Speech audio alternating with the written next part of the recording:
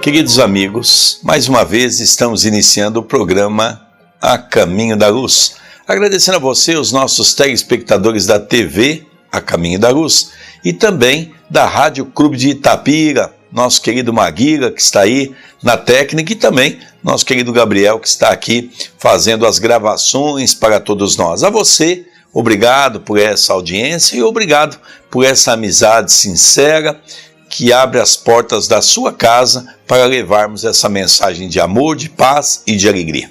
Gostaria de iniciar o programa fazendo um agradecimento especial aos nossos patrocinadores, Moi Pneu, lá no Júnior. Vale a pena passar lá e vale a pena conversar com ele, que tem ali sempre uma promoção imperdível. João, o nosso querido João da Casa Baioque ali da 15, vai fazer uma visita, diz que você ouve o programa A Caminho da Luz e ele vai te dar um desconto especial. E também o nosso querido Zé, lá da JF Telecom. Faça a sua internet, eu tenho a certeza que você vai gostar dos planos que ele está oferecendo. Hoje nós vamos nos adentrar nesse capítulo tão interessante falando do livro Nosso Lar. Eu sei que você está sempre aguardando o nosso novo programa.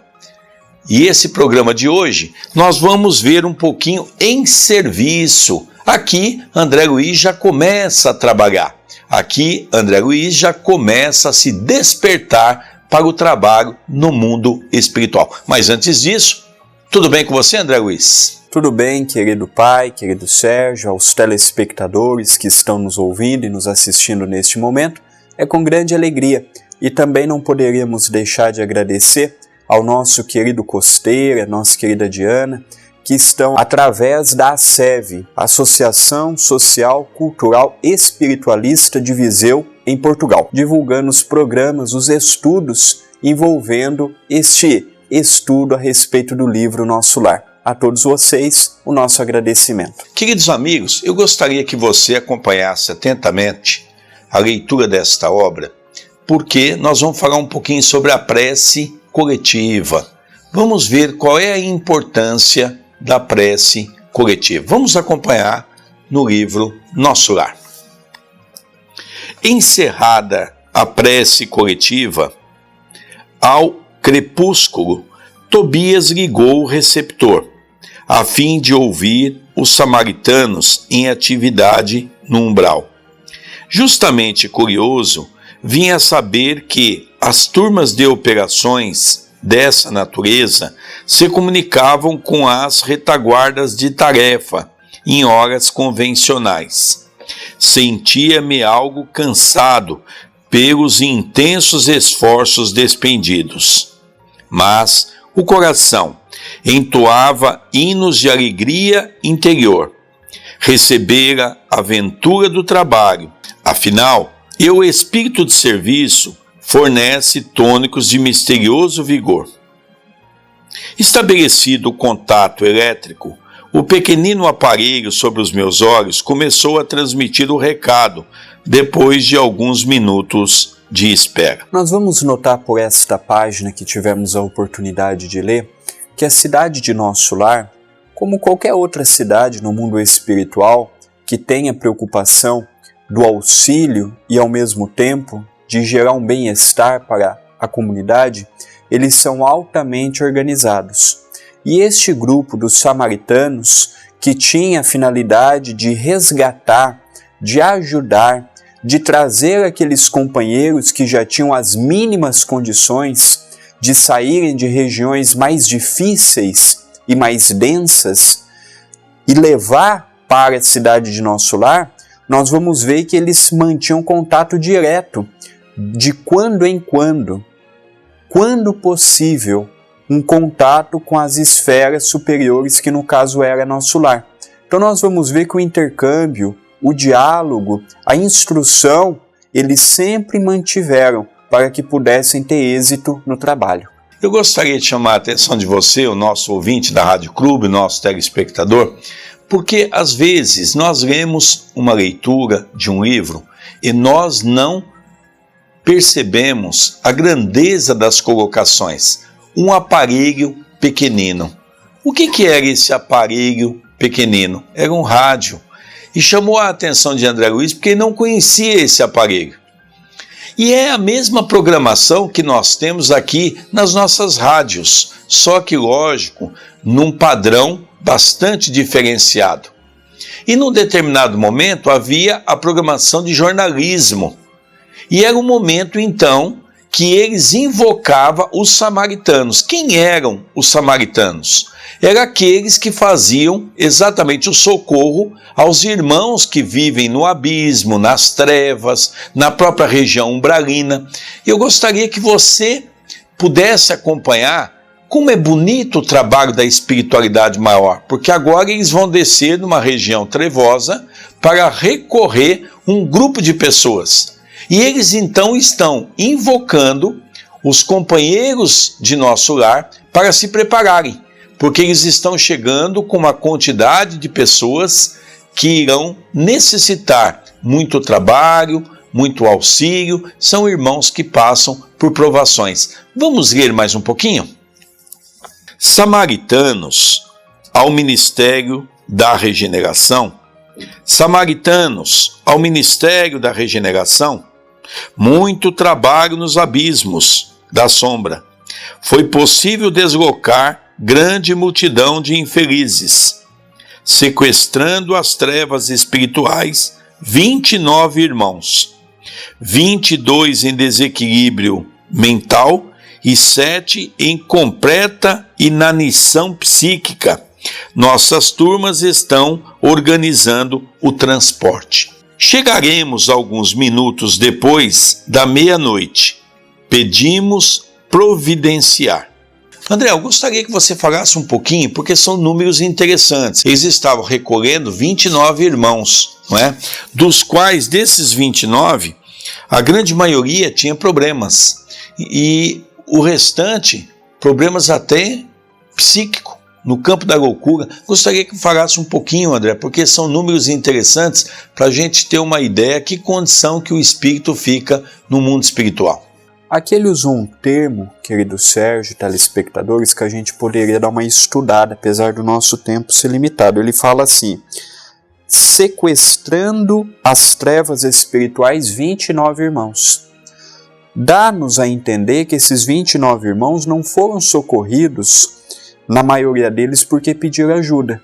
Foi realmente tirado daquela situação em que se encontravam, muitas vezes até subjugados por mentes mais poderosas que a deles. Então nós começamos a notar que desses 29 companheiros, 22 estavam em desequilíbrio mental. O que é o desequilíbrio mental? Pessoa que estava ainda muito presa com a família, pessoa que ainda estava muito preso no campo sexual, no campo alimentar, no campo financeiro. E havia 7 companheiros. Esses estavam em completa inanição psíquica. Esses estavam totalmente subjugados a uma mente mais poderosa que a deles, sem saber o que é certo, o que é errado, sem saber onde estavam e o que estavam fazendo. Interessante, André, porque eu gostaria de usar um termo que ele usa aqui, que eles foram buscar no abismo. André Luiz, ele relata para nós as 7 dimensões que existem no mundo espiritual. Esses irmãos estavam sendo recolhidos da última esfera, que é o abismo. Então André Luiz explica para nós que tem o abismo, as trevas, a crosta, que é a nossa morada, o umbral, e depois já numa dimensão melhor, a música, a arte, a filosofia, enfim. Vamos parar apenas nessas 5 colocações. É importante nós relatarmos que esses irmãos estavam na esfera mais baixa, já num desequilíbrio tão grande que ele mencionava que eles estavam com problemas psíquicos, ou seja, a raia da loucura. Vamos ler um pouco mais? Notando que Narcisa e Tobias se entreolhavam fundamente admirados, tão logo silenciou a estranha voz, não pude conter a pergunta que me desbordava dos lábios. Como assim? Por que esse transporte em massa? Não são todos espíritos? Tobias sorriu e explicou. O irmão esquece que não chegou ao Ministério do Auxílio de outro modo. Conheço o episódio de sua vinda. É preciso recordar, sempre, que a natureza não dá saltos e que, na Terra ou nos círculos do umbral, estamos revestidos de fluidos pesadíssimos. São aves e têm asas, tanto o avestruz como a andorinha. Entretanto, o primeiro apenas subirá às alturas, ser transportado, enquanto a segunda segue as vastas regiões do céu. E deixando perceber que o momento não comportava divagações, dirigiu-se a Narcisa, ponderando: é muito grande a leva desta noite. Precisamos tomar providências imediatas. Serão necessários muitos leitos, murmurou a serva, algo pesaroso. Não se aflija, respondeu Tobias resoluto. Alojaremos os perturbados no pavilhão 7 e os enfraquecidos na câmara 33. Depois desta leitura, fica várias indagações no ar e ponderações que iremos realizar neste momento. Então nós vejamos bem, para eles, os samaritanos naquela noite haviam feito um trabalho grandioso e ao mesmo tempo estaria recolhendo muitos companheiros, 29 companheiros, sendo que 7 estavam numa situação deplorável e 22 numa condição lamentável mental, precisaria de um acompanhamento maior. E as primeiras preocupações, as preocupações naturais. Onde iremos acomodar todo esse povo? Vamos precisar de cama. Interessante que tem espírita que acha que espírito do outro lado não tem necessidade do repouso, não tem necessidade da alimentação. Aqui nós vemos que, para que o espírito chegasse até nosso lar, tinha um transporte. Quando esses espíritos chegassem até lá, ia ter uma cama para eles se recolherem. Então nós começamos a ver que a vida no mundo espiritual, nessas dimensões próximas nossa, é uma continuação natural da que temos aqui. André, eu gostaria também de relatar sobre a questão de que aqueles irmãos mais complicados foram levados para um pavilhão e os outros foram levados para outro pavilhão, de acordo com a condição espiritual de cada um. Mas a conversa entre Tobias, Narcisa e André Luiz nos chama a atenção. Porque André questionou, mas como trazer de maneira socorrida? Eles não são espíritos? Eles não podem chegar aqui andando, caminhando, vomitando? E é interessante, André, que Tobias relembra André Luiz. Você também, André, não chegou aqui dessa maneira? Eu já li sobre a sua chegada no mundo espiritual, também foi assim. Só que não foi tão drástica porque você estava no umbral. Eles estão no abismo. O abismo é a região de mais puro sofrimento que existe na criação divina. São espíritos que passam por processos tão dolorosos, processos tão complicados que eles chegam à raia da loucura, para nós termos uma ideia. Então André recebe essas orientações. Vamos ler um pouquinho mais.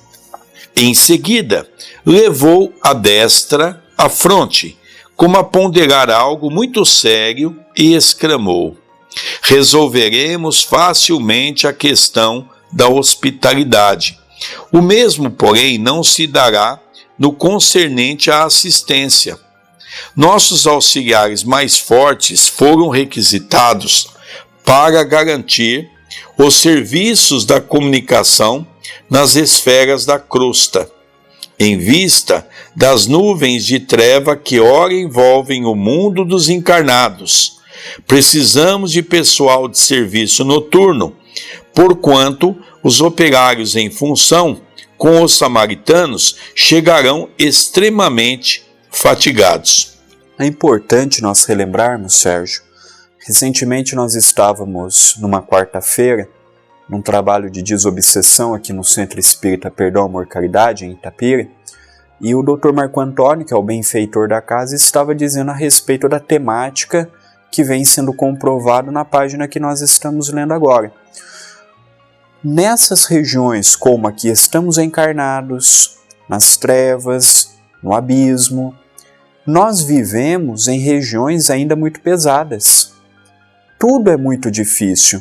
Nós imaginamos que o espírito não sente cansaço, o espírito pode ir para onde quer, na hora que quer, do jeito que quer. Não é assim que funciona. Nós vemos aqui, por exemplo, nós encarnados, nós vamos fazer determinada atividade, até mesmo, por exemplo, atividade num trabalho mediúnico, de intercâmbio com os espíritos que já desencarnaram. Nós, muitas vezes, mesmo estando na sustentação, mesmo estando apenas prestando serviço de dar passe naquela atividade tão importante, nós vemos o quanto é cansativo. Então nós vemos, por exemplo, este grupo dos samaritanos, eles chegavam lá na cidade espiritual de Nosso Lar cansados, fatigados, exaustos, e nós imaginamos que espíritos não cansam. Então nós precisamos rever alguns conceitos, porque um livro sério como Nosso Lar vem nos explicar que espírito no mundo espiritual, em dimensões próximas a nossa, como é o caso de Nosso Lar, tem as mesmas necessidades que nós quando encarnados. Interessante, porque nós estamos vendo aqui que o número de colaboradores é pequeno, ou seja, mais ou menos fazendo-se refletir as mesmas dificuldades que nós temos nas instituições caritativas aqui na crosta. Desse número pequeno, um grupo havia sido requisitado para acompanhar a crosta. A crosta é exatamente onde nós vivemos. Porque havia naquele momento uma tensão muito grande. Vamos relembrar que era a época da Guerra Mundial. E logicamente, mesmo que o Brasil não entrou nessa guerra, apesar de ter mandado soldados para a guerra, nós sabemos que o clima, logicamente, é natural, se desequilibra. Então teve que haver um grupo de mensageiros trazidos para a crosta para auxiliar, mas ele diz que, em vista das nuvens de treva que ora envolve o mundo. Então, como de uma maneira coletiva, na crosta havia muita perturbação de desequilíbrio, houve essa necessidade de mandar um grupo para cá, sendo que lá ficou desguarnecido, com poucos trabalhadores, e eles teriam dificuldade de receber esses 29 irmãos, numa condição lamentável, que precisaria dar uma atenção especial com medicamento, com comida, com banho, com uma cama para eles deitarem. E o fato mais importante que nós podemos perceber na colocação de André Luiz é que nós hoje, comparando com os dias atuais, não estamos vivendo uma época diferente. Porque aquilo que nós chamamos de crise, que tem trazido uma série de perturbação no coração humano das pessoas que vivem, em especial aqui no Brasil, logicamente nós ficamos pensando o quanto de espíritos que é deslocado para auxiliar as casas religiosas para manter-se de pé, que é as casas religiosas que trabalham na senda do bem, que precisam das proteções espirituais para dar continuidade na sua atividade. E quando falamos assim, não é casas espíritas, não. Todas as casas religiosas, casas evangélicas, casas católicas, casas espíritas, todas aquelas casas que trabalham na senda do bem, há um auxílio maior para que elas possam continuar revigorando as suas atividades para o trabalho na senda do bem. Vamos ler mais um pouquinho? Ofereço-me com prazer para o que possa aproveitar. Exclamei espontaneamente. Tobias endereçou-me um olhar de profunda simpatia, mesclada de gratidão, fazendo-me experimentar cariciosa alegria íntima. Mas está resolvido a permanecer nas câmaras durante a noite? Perguntou admirado. Outros não fazem o mesmo? Disse André Luiz. Indaguei por minha vez. Sinto-me disposto e forte. Preciso recuperar o tempo perdido. Abraçou-me o generoso amigo, acrescentando. Pois bem, aceito confiante a colaboração. Narcisa e os demais companheiros ficaram também de guarda.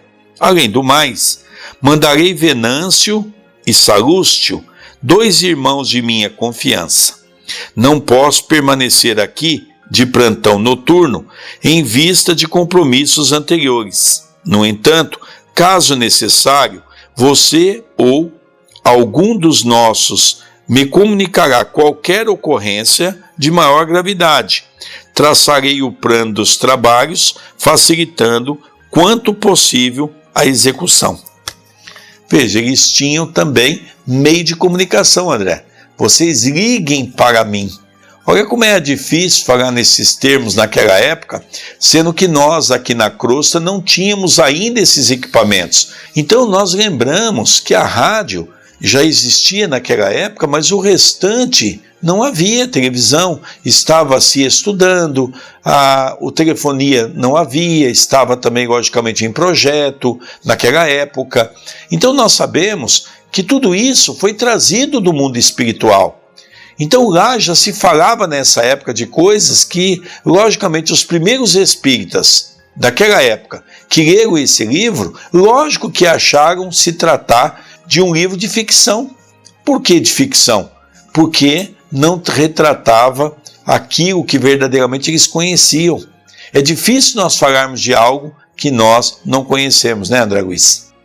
Enquanto o Sérgio, com muita propriedade, chamou a atenção nesse tópico, eu gostaria também de ressaltar o quanto que essas esferas superiores, dessas pessoas que estavam à frente de alguma responsabilidade, eles procuravam trabalhar pautado numa organização. Então ele disse, eu já assumi um compromisso. O que isso demonstra? Nós, no mundo espiritual, continuamos a ter uma vida social como nós temos quando encarnados. Não é porque aqui nessa obra não se fala de religião, que lá em Nosso Lar não tem igrejas católicas, centros espíritas, igrejas evangélicas. Lá nós vamos continuar vendo os mesmos templos que aqui tem, só que é verdade, a mensagem não é dita de uma maneira tão grosseira quanto a que temos aqui em nossa dimensão.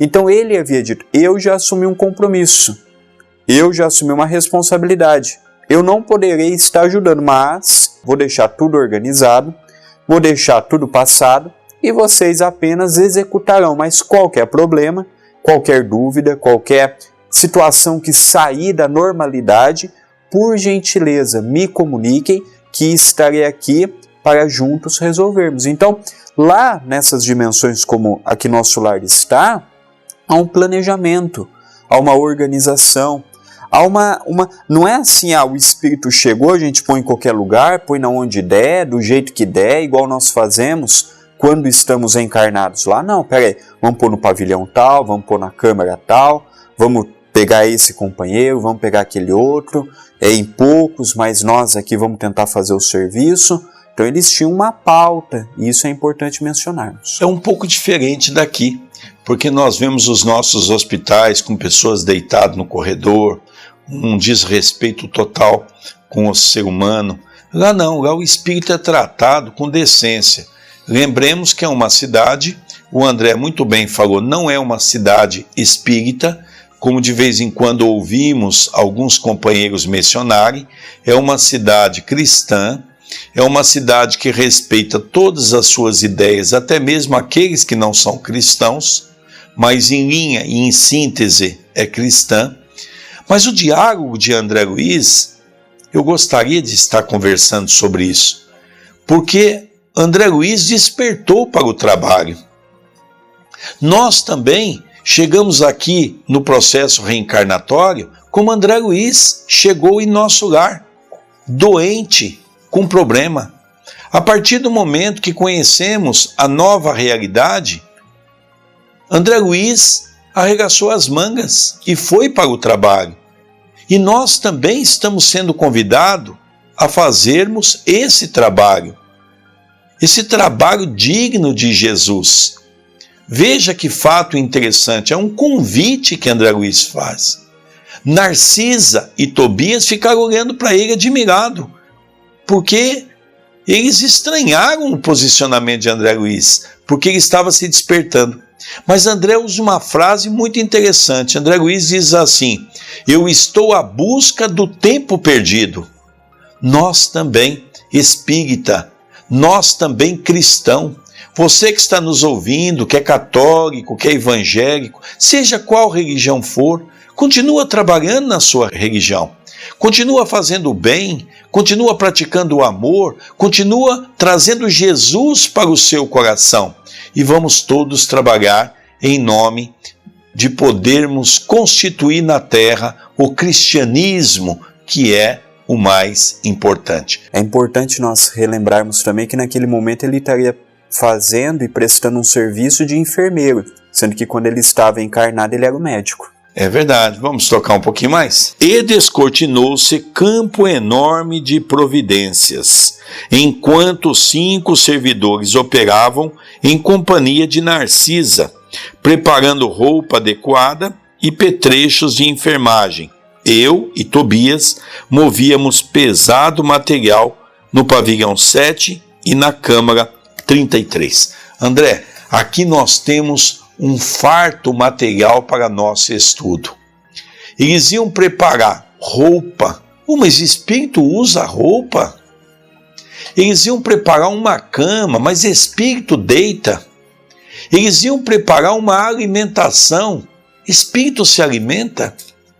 Mas eles iam preparar, como ele diz, algo mais pesado, que eram os equipamentos que iam ser usados nesses irmãos, equipamento de oxigênio. Lembre, eles vieram de uma atmosfera muito pesada.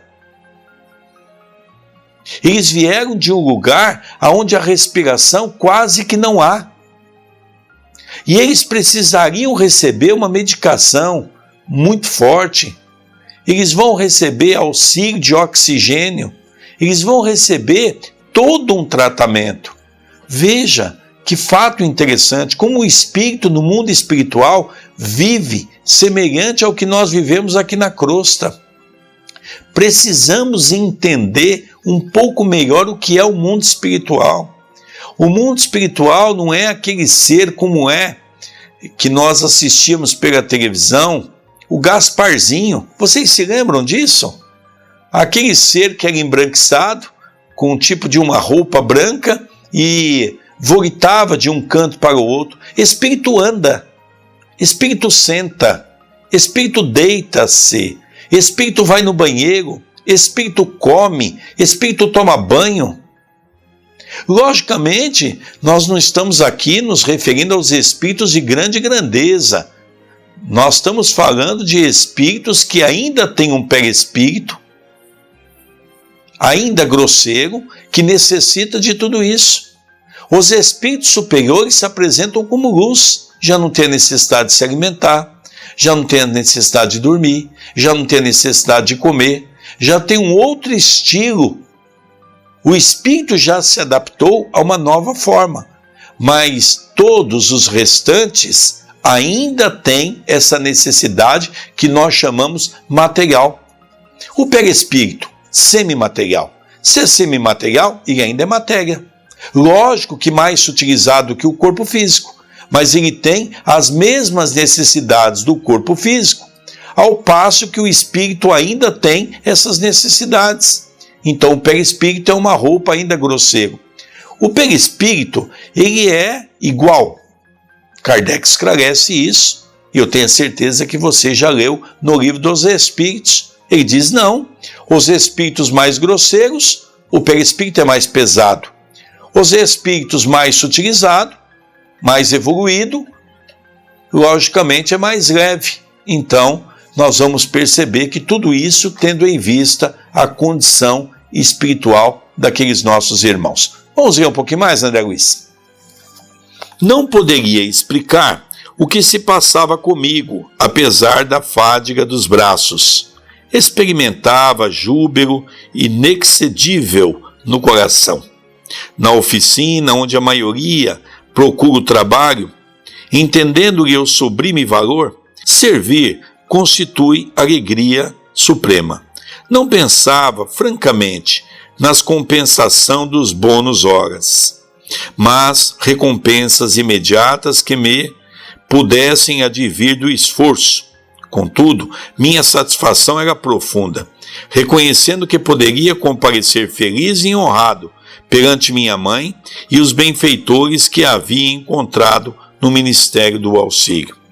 Ao despedir-se, Tobias voltou a abraçar-me e falou: desejo a vocês muita paz de Jesus. Boa noite e serviço útil.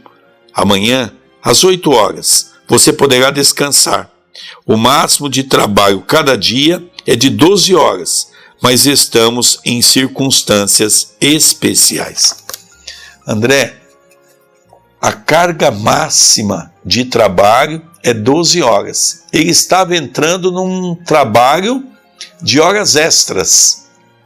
Olha que coisa interessante. O espírito tem fadiga, o espírito se cansa, precisa de repouso.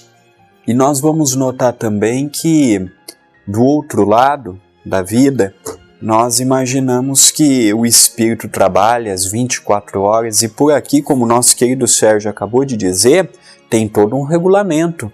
Nós poderíamos dizer também que em nosso lar tem as leis trabalhistas, você pode trabalhar, você vai...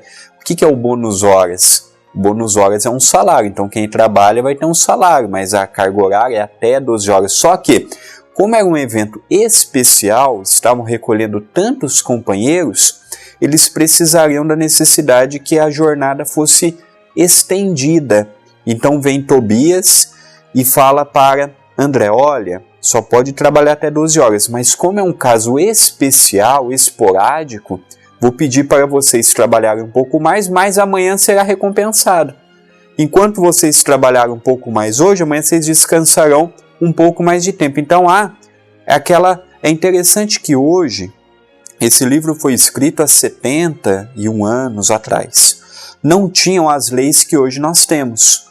Antigamente, há 70 anos atrás no Brasil, era muito desigual. As leis eram voltadas apenas e tão somente para os donos de comércio, de empresas. Hoje não, hoje há um equilíbrio para que seja bom para o funcionário e automaticamente que seja bom também para o dono do estabelecimento. Lá em nosso lar nós começamos a ver que as leis são justas. Você trabalhou um pouco mais, não tem problema. No outro dia você diminui a sua carga horária, aproveita essas horas a mais e descansa. Então nós temos que compreender que lá no mundo espiritual a gente não trabalha simplesmente pelo prazer de trabalhar. Lá também você trabalha remunerado, porque nós já vimos aqui, lá tem o bosque das águas, lá tem o canto da música. Para você ouvir um concerto, você tinha que pagar. Tanto é que Lísias, quando levou André Luiz lá, falou: deixa que essa vez eu acerto. Então a vida social do outro lado, o espírito do outro lado também viaja. Mas para ele efetuar a viagem tem que ter um dinheiro. André, e além disso, percebeu André Luiz que ele precisaria trabalhar para ganhar dinheiro. No mundo espiritual é assim também na cidade de Nosso Lar. Ele não tinha nada. E agora que ele está constituindo uma renda pelo seu trabalho. Inclusive, ele está fazendo hora extra. Vai ganhar um pouquinho mais. Vamos continuar a nossa leitura? Só antes de você continuar a leitura, é importante relembrar que ele morava de favor na casa de Lísias e Dona Laura. É verdade. Respondi que as determinações me enchiam de sincero contentamento. A sós com um grande número de enfermeiros, passei a interessar-me pelos doentes com mais carinho. Dentre as figuras de auxiliares presentes, impressionou-me a bondade espontânea de Narcisa, que atendia a todos maternalmente. Atraído pela sua generosidade, busquei aproximar-me com interesse. Não foi difícil alcançar o prazer de sua conversação carinhosa e simples. A velhinha amável semelhava-se a um livro sublime de bondade e sabedoria. Mas a irmã aqui trabalha há muito? Perguntei a certa altura da palestra amistosa. Sim, permaneço nas câmaras de retificação em serviço ativo há 6 anos e alguns meses. Entretanto, ainda me faltam mais 3 anos para realizar meus desejos. André, olha que coisa interessante. Ela trabalha há 6 anos e alguns meses e ainda tem a necessidade de trabalhar mais 3 anos para ela poder realizar o seu desejo. Qual seria o seu desejo? Nós vamos ver um pouco mais à frente. Mas veja, então eles têm uma carga de trabalho. Dentro dessa carga de trabalho tem um projeto e um planejamento de vida. É a mesma coisa quando nós vamos comprar nossa casa própria, quando nós não temos dinheiro. Nós vamos num banco e fazemos para 15, 20, 25 anos, pagando mensalmente um pouquinho, para que no final, no término desse tempo, nós possamos ter a nossa casa própria. Lá é a mesma coisa, se faz um planejamento para a vida. Qual é o custo desse planejamento? E em cima daquele custo, quantos anos eu vou precisar trabalhar e quantas horas por dia? Olha que fato, André, fantástico que a espiritualidade nos ensina. Os espíritos procuram, do outro lado, manter esse planejamento, esta organização, para que eles possam saber da realidade de hoje e, para alcançar o que eles querem, quais os meios para chegarem até lá.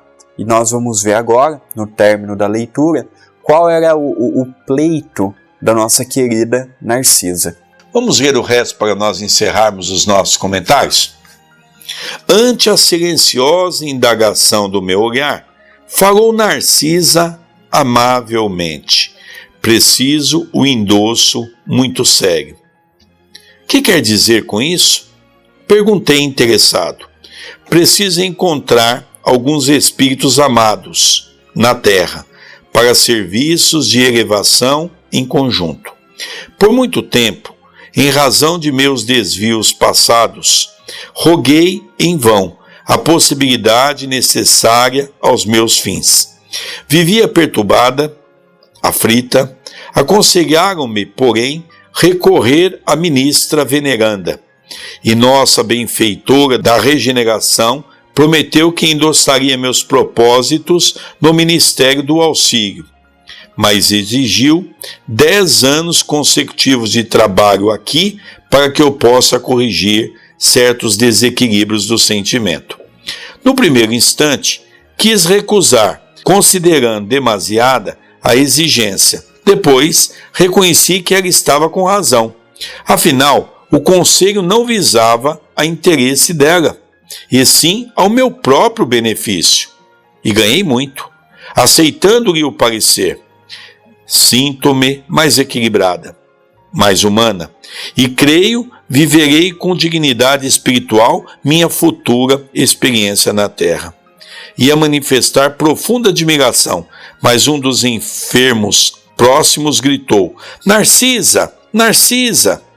Não me cabia reter, por mera curiosidade pessoal, aquela irmã dedicada, transformada em mãe espiritual dos sofredores. Olha que interessante, a nossa querida ministra veneranda, esta personalidade que o livro fala tão pouco dela, mas que as poucas informações que nos dão nos enche de esperança a respeito desse espírito benfeitor. Então ela, vendo já de antemão os capítulos abençoados que Narcisa poderia aprender nas câmaras de retificação, pede a ela, aconselha a ela: olha, trabalhe por 10 anos consecutivos e lá você poderá fazer um grande estágio, lá você poderá se equilibrar, você poderá se tornar mais humana. No primeiro momento ela se revoltou. 10 anos é muito tempo, porque nós queremos ajuda sempre para ontem. Depois de um certo tempo, depois que ela ingressou no trabalho, que ela compreendeu que aquilo não estaria sendo bom para a veneranda, mas que aquilo estaria sendo bom para ela própria. É muito bonito. Eu, cada vez que leio Nosso Lar, eu me encho de alegria, de emoção, por poder ver o quanto nós precisamos trabalhar para nos melhorar. Veneranda, além de explicar a ela que ela havia tido uma vida de muita perturbação, de muitos erros, de muitos vícios, mas ela teria que trabalhar 10 anos consecutivos, ininterrupto, para poder ser beneficiada naquilo que ela julgava diante da sua necessidade. Como é bonito o planejamento espiritual. A você que está nos ouvindo, será que não é hora de nós nos despertarmos como fez André Luiz, como fez Narcisa? Será que não é hora de fazermos o bem ao próximo? Será que não é hora de tentarmos esquecer um pouco o materialismo, o egoísmo, o orgulho, a vaidade, a intolerância, a impaciência? Será que não é hora de nós fazermos uma reflexão no trabalho, no campo do bem? Eu acho que tudo isso vale a pena nós refletirmos. Você não acha, André Luiz? Com certeza. Como diz aquela frase que você sempre diz no momento de reflexão. É momento de reflexão. Pense nisto, mas pense agora. O momento é agora. O que já cometemos de equívoco já ficou para trás. O importante é no hoje não cometermos os mesmos erros de ontem. Se você que está ouvindo pela rádio quer assistir o programa, vai na página da TV, Web A Caminho da Luz, você vai encontrar todas as aulas de Nosso Lar que está lá guardada para você assistir. E também você pode assistir pelo YouTube. Tudo está guardadinho para você poder assistir. O YouTube, para você ter um acesso, é youtube.com/TV A Caminho da Luz. E não se esqueça, se inscreva no canal, que a sua participação ela é muito importante. Dá os nossos endereços também, André. vilarandré2@yahoo.com.br e o do nosso querido Sérgio Vilar, vilarsergio1@superig.com.br. Queridos amigos, estamos encerrando esse bloco. Que Jesus nos abençoe e que possamos pensar um pouco mais nessa mensagem de amor. Um grande abraço a todos.